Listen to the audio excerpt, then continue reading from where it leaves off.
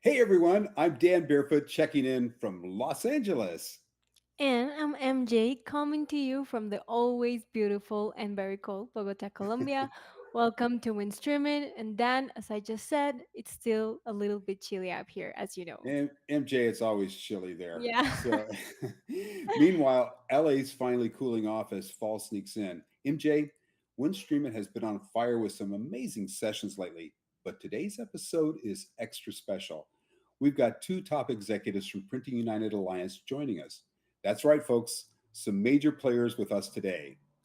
Absolutely, Dan. Even though I haven't made it to the show myself yet, I feel a personal connection. My dad was an exhibitor at SGIA, Printing United's predecessor, and I remember those family trips to the shows vividly. We went sightseeing while he worked. Those were some really good times. That's right, MJ. You know, I first met you when you were 6 or 7 at SGIA when your Yes. father and I were working together. Feels like ages ago. Actually, it was ages Yes. ago. Over my career, I've been involved with pre-press and printing. I participated in Print, Graph Expo, and then SGIA, and including being on the garment committee. So it's great to see how the industry and this organization has evolved. Speaking of trade shows, Dan, I'm off to FESPA Mexico Mhm. very soon, but maybe next year I can finally join you at Printing United.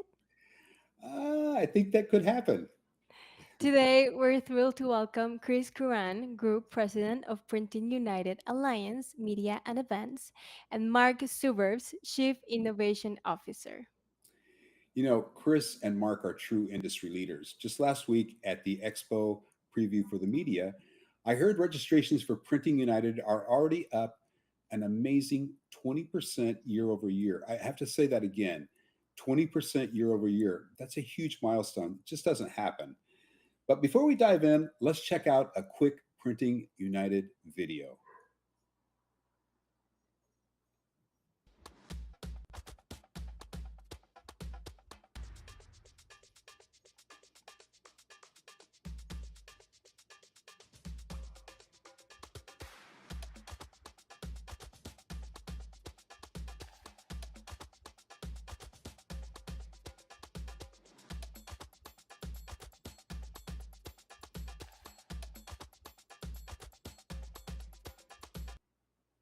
Welcome, Chris and Mark. It's such an honor to have you on Mhm. WinStreamIt. Let's start at the beginning. How did you both get your start in the graphics industry? Chris, Go for it, do you want Mark. me to go first since I'm the older one? Yeah. So I predate Chris by 10 years. No, kidding. So actually, an interesting introduction. My family owned a publishing company that was in the printing and packaging industry, and so we actually had books called the Competitive Grade Finder. A lot of the folks in the U.S. remember it well, and it was a list of paper grades and listed in competitive classifications. Sold thousands to printers all over the U.S. And I think I was packing those probably up when I was probably 5 or 6 years old. So breaking some, light laws probably there. And I ended up after school, after university, I ended up running it for 10 or 15 years. So always been around it. Printing in the inks and the blood to a degree, and that was my intro. Thank you. Great story. Very similar geography. Mark and I are from the Philadelphia area. He was on one side of the city, and I was on the northern side of the city. But believe it or not, Ben Franklin was a hero of mine growing up. I don't know how many kids can say that, but Yep. just being in the shadows of Philadelphia and then learning, his amazing history as a printer. And then, he started the first franchise operation in the United States where he would pay for printing equipment to the 13 colonies so that they could get news. It was really inspiring to me as a young guy. So I probably started printing on printing presses way earlier than I should have been, but probably from the ripe old age of 12. But I can remember making T-shirts at 7 or 8 years old too. So it's been been part of me my whole life, and just proud to be part of Printing United. Don't forget you went to RIT, you know. I did go to RIT, and a lot of people don't know this either. I went to RIT to get a printing degree in printing management, and then took some time off and ran a print shop on the Queen Elizabeth cruise ship for a year before I went back to school to finish my degree. So I'm a printer's printer. I've been inside selling equipment. I've been a printer myself. I've won some amazing awards being a lithographer. So it really is in my blood, and just been so pleased to come over to this side of the fence and help Printing United really propagate information and knowledge share around the globe. Those are such great stories. MJ, I told you, once it gets in you, you're going to be in this industry for a long time. Look at the three of us. Okay. Hey, Chris and Mark, that was great. Chris, during the recent Expo preview for the media, you gave an excellent presentation highlighting some of the key aspects of the upcoming Printing United Expo 2025. Could you share some of the highlights of that presentation with us? Yeah, of course. So first and foremost, it's kind of a homecoming for us to go back to Florida, right, for the Expo.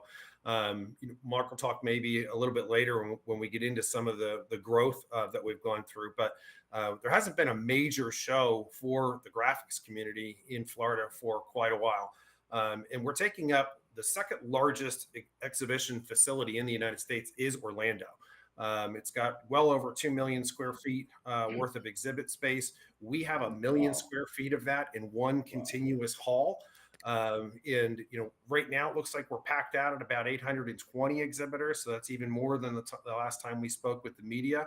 And we're still trending tremendous registration year-over-year growth. So we're really excited. We know that Orlando is a wonderful host city. A lot of people like to pack things in on the front end, the back end. I don't need to tell everybody that Disney World is there, Universal's there. And Elon Musk is planned a shuttle launch, or excuse me, one of the SpaceX launches, our first night of being in Orlando. So we're pretty excited to go back to that place. It's so easy to get in and out of. They're a wonderful government that works really close with us to make sure that we're getting accommodated. They've secured 25,000 rooms for our attendees.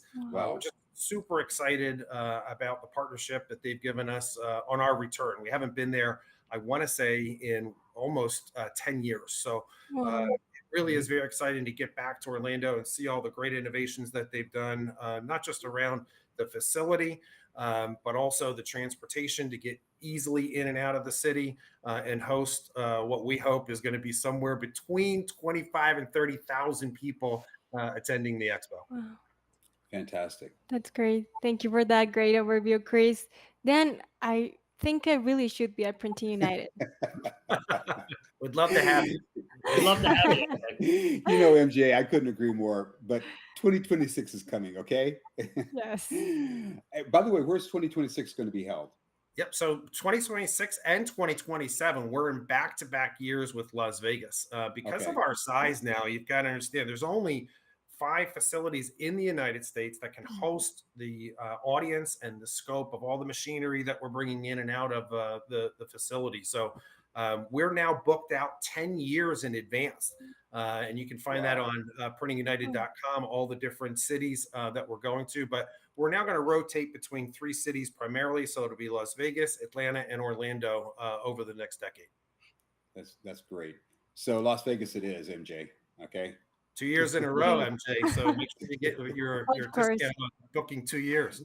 I will. Hey, during the Expo preview for the media, Mark also delivered a very insightful presentation discussing his transition from group president to chief innovation officer. By the way, this is a big move, I think, and it's a great move. The breadth of activity the Alliance is managing is truly impressive. Hey, Mark, would you share the highlights of your presentation with our listeners? Yeah, sure. There's a lot here to unpack, right? We talked about it a lot, and we're looking forward to seeing you guys at Media Day. There's a lot of activities, activations, experiences that are being built on the floor. Probably start with the apparel zone. That's a very popular thing that we've had here. There's multiple technologies that will be on display. Anyone interested in there with seeing the new machineries, right, and the new solutions can come over and get some education. We also have a theater there, branded by our Apparelist brand, that will also be leading, speaking engagements and sessions, which will really be insightful. We also have a PDAA zone, so that's really for the installers, right? So that's a lot of the wide format printing, but this is installing. We have a car hood, we've got riveted walls, we've got all sorts of fun stuff, for the installers to try their hand on, or anyone that really wants to come over and just see what it's like to become an installer, which is really fun. We have something that's kind of close to my heart because I've been working with Chris and the team to develop it, calling our Printing AI Pavilion. We know that AI is going to be a very Yes. important topic going into. I mean, generally speaking, it is across all businesses and all industries. But I'm kind of bullish on the idea that AI is going to be as transformative as the internet was. Going in the way back machine era, I remember paying $1,000 a month for 56K baud dial-up on the internet. But yeah, so we're going to have a theater in there. We have folks like Adobe coming and speaking. A lot of sessions there that cover sales, that cover adoption of AI use cases. It should be really good. We have some sponsors in that area. We actually have 14 paid, either on the paid education or in the pavilion on the floor sessions around AI. So Wow. we're going to be covering this very, very, very heavily. Printing AI, we got a couple new introductions that'll happen. Sorry, MJ, live there. A little early now, but we have some exciting news around that for as the Alliance, and Printing AI is actually our new brand, one of the new brands that we'll be launching there. We also have the Spill the Ink program, which is something that's new for this year, that Chris and the team had developed, and that's the idea that it's a lot of peer-to-peer review. We're carving out an area of the floor where you can go and have conversations. Pretty much some of them are directed, but we just want people to come and have an opportunity to talk to each other, and just really have that. We do a lot of the summits. We have a lot of one-on-ones. We allow people at our leadership summit to have one-on-ones with their peers. They really work wonderfully. They really want to have an opportunity. So instead of anecdotally doing that, here or there on the floor, actually creating an experience called Spill the Ink. We will be having a student day. That's a little self-explanatory, where we're bringing in some of the young folks, and we have a whole all-star program. And the all-stars are going to be talking and working with the students as well as supporting the Spill the Ink and other programs that we have on the floor. And then finally, if that's not enough for you during the day, we have After Dark program. And this is just really a continuation of, peer-to-peer interaction and social opportunities. So we run events that are predetermined, and part of registration, you can buy a pass, you can buy it, on the floor that night if you decide, hey, I'd love to go to this and continue the dialogue with my peers. And that's been, now I think this is our third year, and that's been very, very successful and well attended. Jam-packed things to do, not going to be bored. MJ, so. One of the questions, they don't sleep, okay? Yeah, I know. I was going to ask you that, actually. Well, we still will ask them, but yeah. Anyway. Yeah, Mark, it's we clear don't get you've a been. chance to sleep very much, but there's we actually create so much we forget sometimes all of the stuff that we're doing. Of course. Even this year, adding on the AI Pavilion was sort of a last minute. Let's call 2 months ago. We decided, hey, we need to do this for the industry because the community pulse was AI. Yes. Another thing that we're now doing is we're on the front end of the show. We're doing the first time we're having a user group for the G7 and G7 Plus community. So these are the color people who really make sure that language is universal across every print application. Those are my people. Like, we're the people that made sure red was red when it was supposed to be red. But the G7 Plus exchange slogan is United by Color. And it's really the first of its kind. We have G7 installs all over the world from a standards perspective, but this is the first time where we're asking everybody to come home. And let's talk about color. Let's talk about the innovation behind G7 Plus, and make sure that those people feel like they've got their own community and they're speaking the same language. And That's that's fantastic. a bit of a good news, bad news one, because good news is we're having it. Bad news is it's sold out. So very short period of time. We started That's with a great. room this big, and then we went to a room this big, and then this That's big, and we're like, okay, crazy. it's very popular. Yeah. It's fantastic. Yeah, it's clear you both of you have been incredibly busy. And as we look ahead, especially for someone just starting out like me, I'm really energized by the opportunities you just mentioned. And if it's okay with you, we'd like to move into the Q&A portion of our session. Sure. So, starting, first question is, well, being from Colombia and of course connected to Latin America, I'm curious what kind of outreach are you doing into this region and how central is Latin America to Printing United Alliance's strategy? You want me to start with that, Chris? Sure. Go right ahead. Yeah. Some years back, and geez, I can't remember how long ago it was. I just remember our CEO Ford sending me a text and said, "Hey, I just finalized the purchase of Graphics of America of GOA," and I went, "Wow, okay." And we're just on the precipice of launching Printing United Expo, but the whole strategy behind that was really we are our the backbone of our strategy is to have everything under one roof, all printing technologies, all people, right under one roof. We think less is more in that case. And when we bought GOA, the idea was really that we were really buying into an entire list of folks from the Caribbean, Mexico, Latin American countries that would allow us to present and bring them up to Printing United Expo, and that was really the strategy there. So we made a pretty heavy investment, and we've been over time utilizing that the connection point with GOA. And obviously we do a lot of work with Latin Graph and other folks, and we've had them hosted for lunch, and I know they've had a lot of other events at Printing United and use that as a central spot. So it is part of our strategy, and certainly we've made some investments there. Great. Yeah, I'll even put an exclamation point on that, Mark. We have only 2 countries in all of Latin America, and that's everything below the United States, that are not represented on the registration card right now for the show. So that says an awful lot about, I think our outreach into that area. We are hosting the Latin Graph Board of Directors again. We're giving them a space to host their leadership meeting at the show. And I probably know several dealers, especially from my equipment time, that are looking forward to being at the show and hosting VIP experiences for their printers and partners as well. Great. Excellent. Hey, while we're thinking globally, what about Europe, China, or other key markets? Any plans to expand there? Sure. Yeah. I think naturally one of the things that we did, or one of the things we wanted to do when we first set out to build Printing United, and this goes back 8 years, like what do we want to be when we grow up, right? And it was really to create this highway system around the globe for information exchange for anybody who's in printing. And because we come from a member mission oriented, place, we're not doing it because we own events. Yes, as an association, we do own them, but we only own events here. And we have a very different methodology when it comes to making any kind of revenue. It all goes right back into the nonprofit association.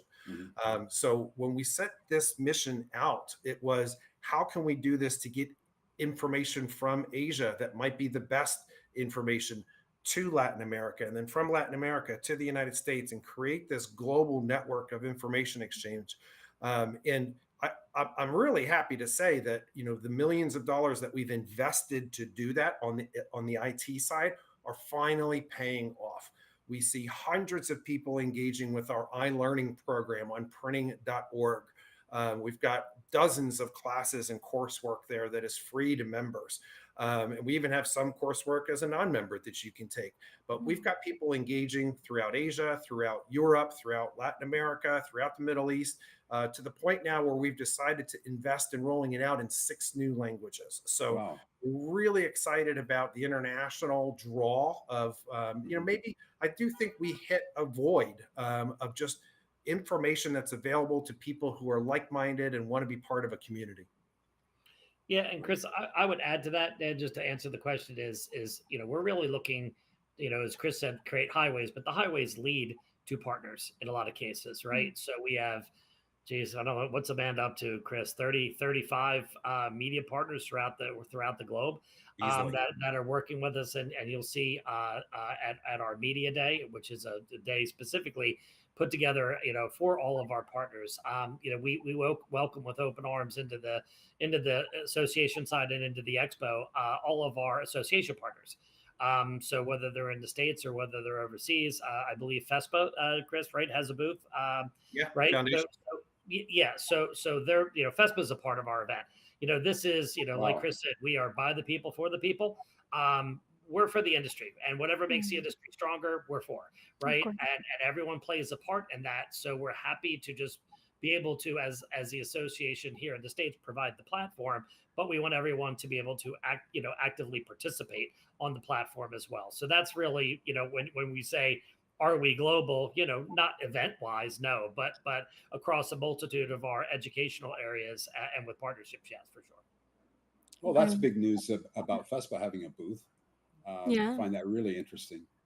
By the way, this is our first year of being a media sponsor too, and we're super excited and really appreciate the opportunity. Yeah, Just so you like the day of the media day. Day we developed that last year, just because we saw the struggles with the more traditional OEM meetings up in, Hmm. we're Mhm. like, these just aren't working anymore because everyone's a content creator. Everyone's on the Yes. floor. Everybody wants to be engaging. And we're like, we'll do this Yes. before. True.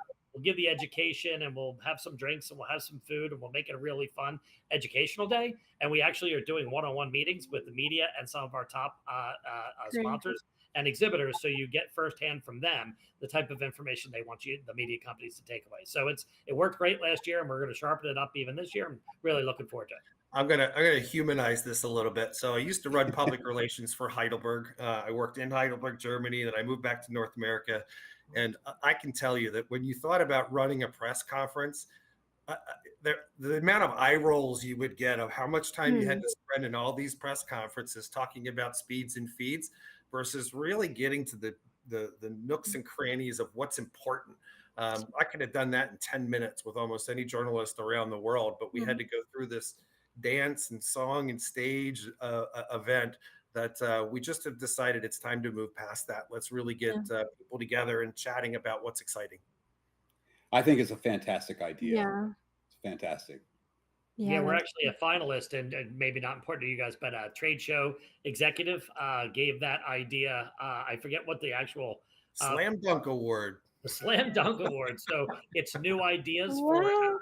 expos, and yeah, we're a finalist for the Slam Dunk Award. So hopefully, I'll be bringing some metal back from California for you, Chris. So The slam dunk. Okay, I have to ask. This question is not on the list, but I have to ask you. I saw an interview, Mark, maybe last year, and I believe the association was number 26 as far as trade shows. so I think we're number 32, Chris. I haven't Yeah, looked at the maybe list in a maybe while. But maybe yeah. it's 30s. I don't know. Yeah. So Okay. we went from in the 90s. So with the progression of Printing United and us really expanding and like I said, all applications, all technologies under one roof. Yeah, we went from the 90s through fairly quickly. We made the Fast 50 list the first year. So Fast 50 from attendance growth and Fast 50 from a floor growth. In 2019 when we launched Printing United for the first time, and now we've moved down, I believe, to 32nd. Okay. Don't quote me on that, but it's something in that certainly low 30s. We're very, very proud of that because when you get past us now, CES is number one. I mean, Yeah, I you've mean got some Mm. very you're talking significant about huge shows. Yeah. well, the Yes. neat thing about it is, and we talk a lot about this at the alliance level, is we kind of want to punch on our own level, right? The Mhm. printing Mhm. industry is huge, and when it's really separated into all these little pieces, you don't get to see that. But with our show right now, we're really proud that we're as large as some of the largest industry expos out there, and Yeah. it's fantastic from my perspective. That's I great. think it's fantastic. Yeah. Okay, next question. One trend we've seen across all the big trade shows, from Printing United to FESPA, is the challenge of attracting young talent into the industry. And I know you guys just mentioned a couple of things that I believe are really important to really impact this Mhm. young generation. But can you talk more about the programs you're putting in place to engage that next generation, people my age? Sure. Yeah. Look, I think it goes beyond just the event itself. So the event is Mhm. only 3 days, right? There's a lot of Yeah. preparation, but 362 days of the year, we all go back to to the professions, right? And Yeah. people go back to their print shops or they go back to their schools if they're an educator. That we have to bring this community together all of the time. I sit on a board of directors or advisory board at Clemson. Some of my other colleagues sit on other advisory boards. I also sit on the advisory board for the Print Graphics Scholarship Foundation, who is a part of the show, and they're helping us do Student Day. It doesn't happen because we're creating Student Day for the expo. It happens because we're creating content all year long. We're creating access to information. Our foundation, so Printing United Alliance is a nonprofit, but we also have another nonprofit called Printing United Alliance Foundation. And the Mhm. foundation pays for well over 1,000 students fees to be members in the alliance, and they have access to all that free education. So if an education institution like Rochester Institute of Technology or Cal Poly, once they're registered, all their students in the program are allowed to register free of charge, and we give them access to all the content, all of our media brands, all of the coursework that you can take on the learning platform for up to 2 years after they've graduated, to make sure that they have an opportunity to continue their education and engagement with the community. So that we're building a system to launch them into the industry and the Mhm. community, as opposed to just accepting them to be a new part of it. No, that's great.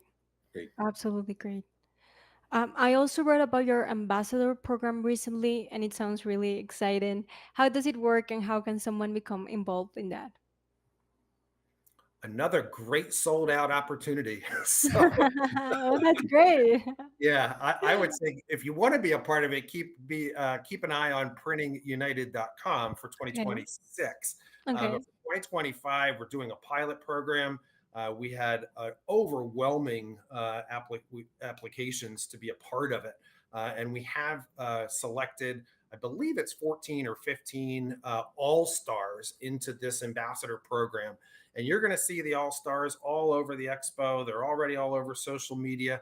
And really, we just went out to the people who, we've all had decades of experience here. People are just positive, people who are Mhm. passionate about the industry, people Yeah. who love networking, and they're really good on social with some sound bites. We chose people based on their enthusiasm for Okay. the graphics community. And you'll see them in uniform. We might change Mhm. the uniforms from city to city, but we're Mhm. giving them some really nice apparel because of the apparel decorating community Yeah. to wear during the expo. And we can't be, we're already so pleased with what they're doing. I almost can't contain their enthusiasm, which is a great problem to have. Oh, that's That great. sounds great. Yeah. Hey, here's a kind of a long question, but it's an important one. The expo is known for bringing together the world's leading graphics and printing companies, but we've also noticed some exciting newcomers like X Tools, who is participating in the show this year. They've raised nearly $10 million through crowdfunding for their DTF printer and some of their other products. We're seeing more startups in both hardware and software in the printing space turning to similar funding models. These are brand new companies. How do you connect with these companies and bring them into Printing United? Sure. Mark, do you want to take that one? Sure. So sorry, guys, I'm back. I'm not sure what happened there. My Surface decided to jump off. I don't know if you know that I left or not, but I was gone momentarily. Um, so so yeah, I think as we've I'm going to answer this very sort of broadly, I suppose. I think that there's with the direction that we're going, and less is more, one big Mhm. trade show, right? Trying to consolidate, trying to work on the convergence that's happening in the market. I think Mhm. that creates a little bit of sense of gravitas, right? Or gravity, perhaps, that we are a place that is attracting people to come into, right? So I think certainly we look around and see who's going to what shows and who's doing what. But I do think that a lot of these folks end up finding us, just Okay. because we're a pretty powerful engine here with the media brands and the Mhm. association and running the show, and we're looking to really drive significant numbers. And look, I think we're probably hit 5.5 million pounds of equipment on the floor, right? Wow. 28, 30,000 people there. Like Chris said, all the hotel rooms, and we're a sizable organization. So I do think that people that end up coming into the show that are net new end up to a certain degree finding us, which is great. Love to have them. That's great. Great. Okay, next question. Now let's shift gears to the behind the scenes side of the expo. How long does it actually take to set everything up, especially, as you both know, for exhibitors bringing in massive equipment? And just as important as that, how long does teardown take once the show is over? 5 million pounds, by the way. You just heard that, MJ. Yeah, That's a crazy. lot. It's That's a lot actually of heavy metal. Yeah, Okay. I know. it's actually 9.5 million pounds, right? So What? yeah, it's about half of it is equipment, and the other Oh, half, right. I forgot the other side, Chris. Yeah, yeah. yeah. Oh So my That it God. was is just 5.5 is just equipment, right?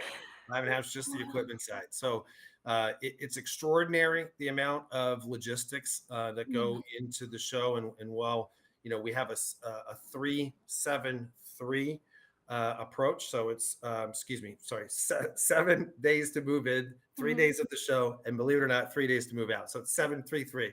Ye- Um, Wow. we're usually on site 9 or 8 days beforehand, where we're waiting for them to unlock the doors or let us out to the floor so that we can grab every second we can. But in all honesty, it's 18 months. For a lot of these people, you're always planning 2 shows at the same time. Yeah. So we're already working with Las Vegas, for example, even though our Orlando show is 5 weeks away. Mm, And so are some of our exhibitors. Some of them are touring with us. 14 months before we get to the facility, they're asking to go on a tour of the facility. So there is a lot of work that goes into this, not just on our side, but the predominant side is really the 800 plus exhibitors who have to plan year over year for the expo.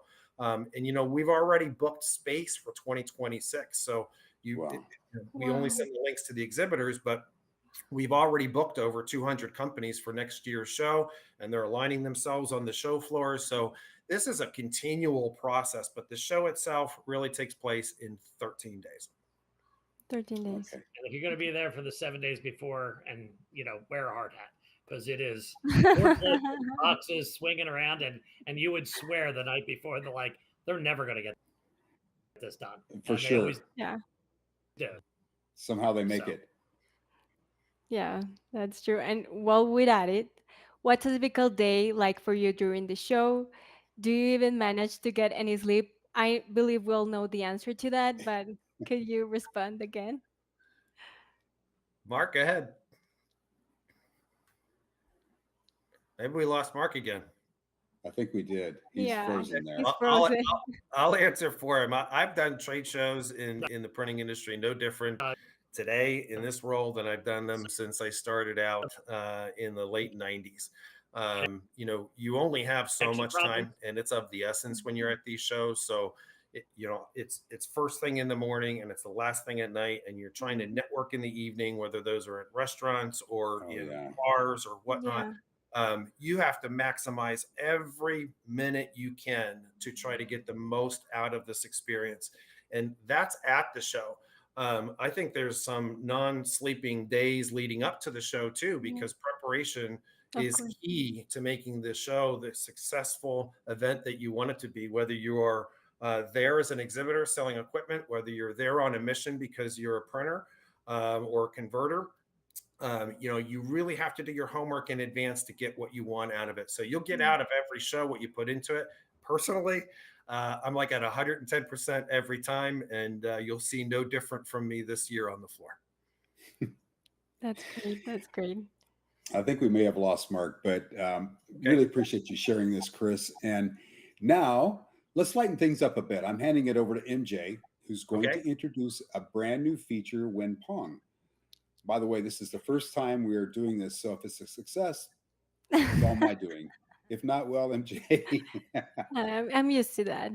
Yes. Time for a little fun with these questions. We're kicking off a new segment, as Dan mentioned, called Wing Pong. It's a fast-paced, lighthearted Q&A that started in Latin America, where it's a big hit with younger audiences and social media. Quick questions, quick answers like ping pong, minus the wrist. And of course, it's all about the trade shows.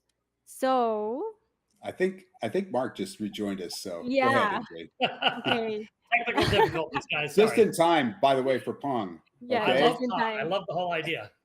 Okay, great. So we're starting wing pong, our first wing pong ever with Chris and Mark. Okay. First question. First trade show ever. Where was it, and what was your role? Family business, Great Finders, and I was the president. And I was Graph Expo Chicago. Wow. Great. Graph Expo East. I was probably 14 years old, and my job was class clown. Oh, I love that. Okay, at the show, more sleep or more coffee? How many hours do you get? Go ahead, Chris. More coffee, and I would even say as of late, it's probably been more Red Bull. So not a lot of sleep. Yeah, I'm definitely a 6 to 8 hour guy. Try to get some sleep, but yeah, when you can't, you're running 100% on caffeine and energy. So Oh, of course, of course. Okay. Some of these questions are not very good, but I'm going to go ahead. I'm not sure who wrote them. Okay. Go-to shoes: sneakers, dress shoes, cushy insoles, or high heels. all right, I pack them all. Okay, we really try to. We, except the high heel part. I don't read the high heel. But yeah, certainly a pair of running shoes, right? So we'll probably do 30,000 steps a day.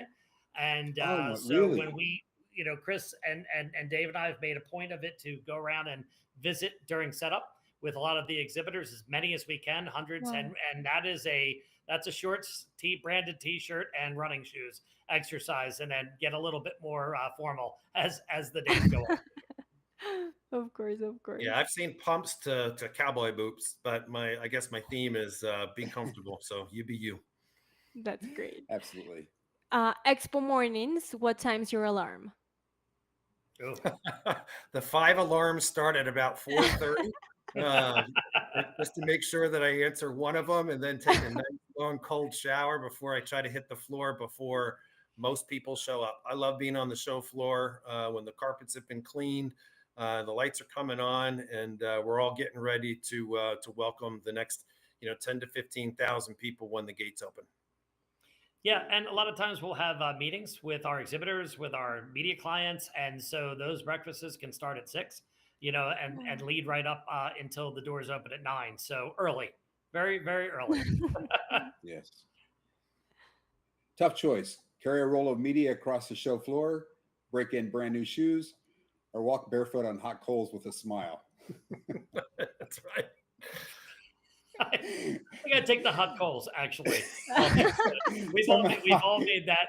Aren't these a great new? As a matter of fact, I just bought two new pairs of shoes today for Expo, and I'm going to be damn sure to walk around in those before I get there.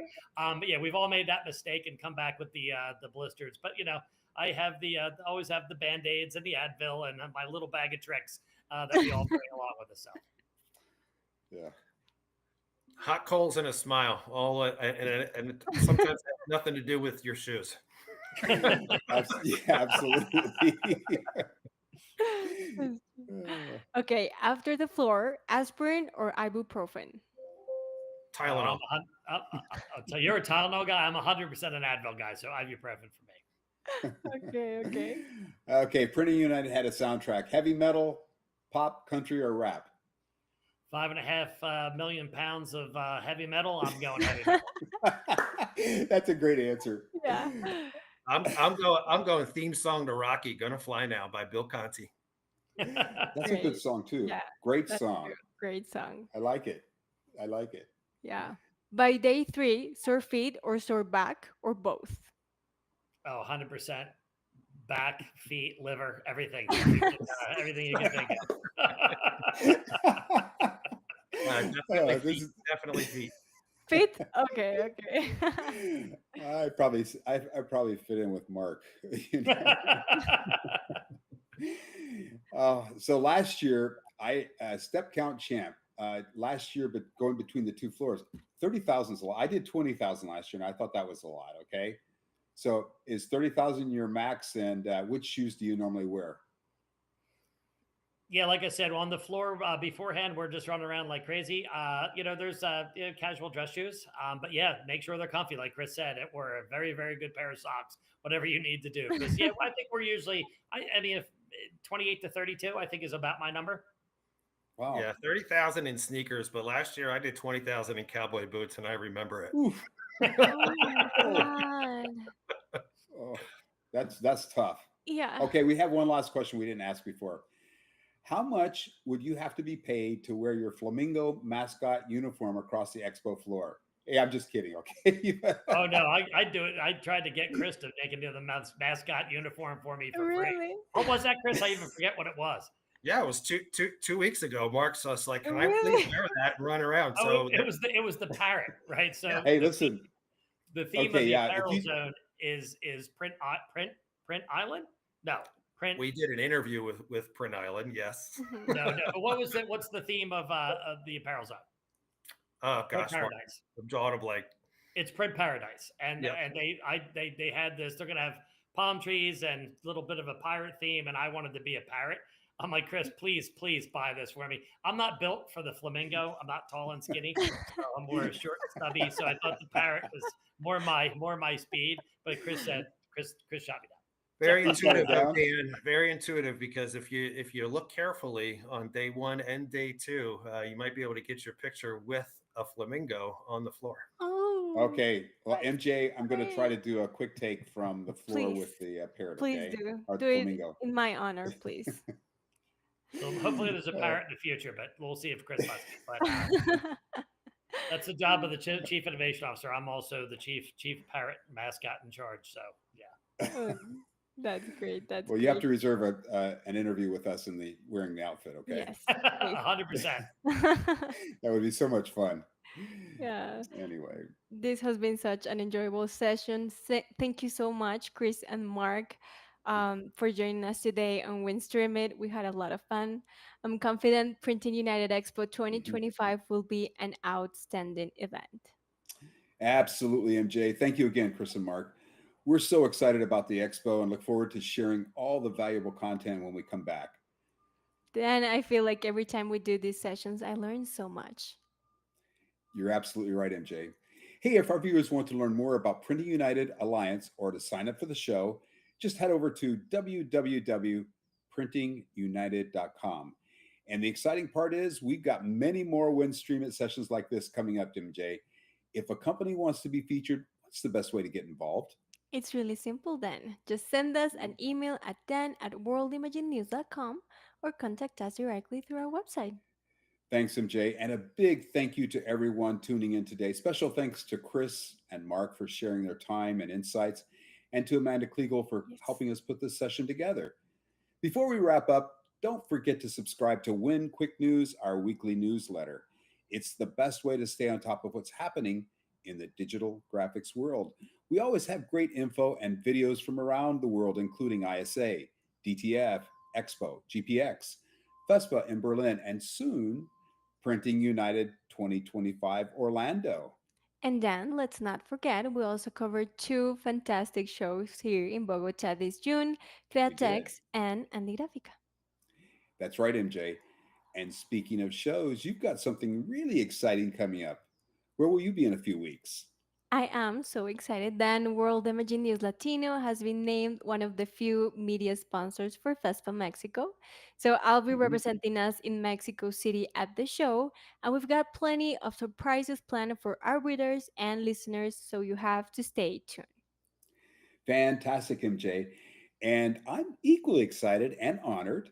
World Imaging News is also a media sponsor for Printing United Expo in Orlando, and I'm looking forward to the media day. I think it's going to be fantastic. It's our first year as a full media sponsor, and we have a full schedule of activities planned before, during, and after the show. No doubt about that. And then you forgot to mention another big project, our Mhm. brand new Win Update Weekly broadcast. Ah, yes, good catch. We've just wrapped up several beta test runs of WIN Update, our new weekly online newscast taken from info in our WIN Quick News newsletter. We're planning a full launch in the coming weeks on October 8th.